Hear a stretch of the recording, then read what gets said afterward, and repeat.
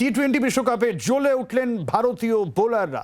প্রথম ম্যাচে আয়ারল্যান্ডের বিরুদ্ধে দুর্দান্ত বোলিং। কিরকম জানাবে দেবাঞ্জন রয়েছেন আমাদের সঙ্গে। দেবাঞ্জন, দেখো সব্যসাচী আজকে কিন্তু টি-20 বিশ্বকাপে প্রথম ম্যাচ খেলতে নেমেছিল ভারত প্রতিপক্ষ আয়ারল্যান্ড।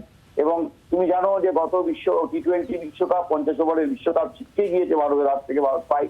আজকে কিন্তু যেন ভারতীয় বোলাররা জ্বলে উঠেছিলেন এবং 16 ওভারে 96 রানে টস জিতে আয়ারল্যান্ডকেই ব্যাট করতে পাঠিয়েছিল ভারত।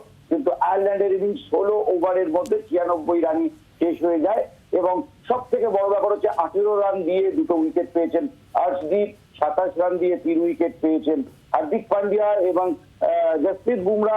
তিনি 2 ওভার বল করে দেখা গিয়েছে 2 উইকেট তুলে দিয়েছেন, তার মধ্যে একটা মেরেন। বলা যেতে পারে যে টি-20 বিশ্বকাপের শুরুতেই ভারতীয় বোলাররা কিন্তু তারা একটা চমক দিয়ে তারা জানান দিয়ে রাখলো যে ভারতীয় বোলাররা কিন্তু এই ক্যারিবিয়ান দ্বীপপুঞ্জ এবং মার্কিন মরুকে তারা রাজত্ব করতে এসছে। ভারত এখন ব্যাট করছে, তাদের টার্গেট জয়ের জন্য 97 রান, সেই লক্ষ্যে এগিয়ে চলেছে রোহিত শর্মার ভারত। বাংলার আওয়াজ, বাঙালির আবেগ, জি 24 ঘন্টা।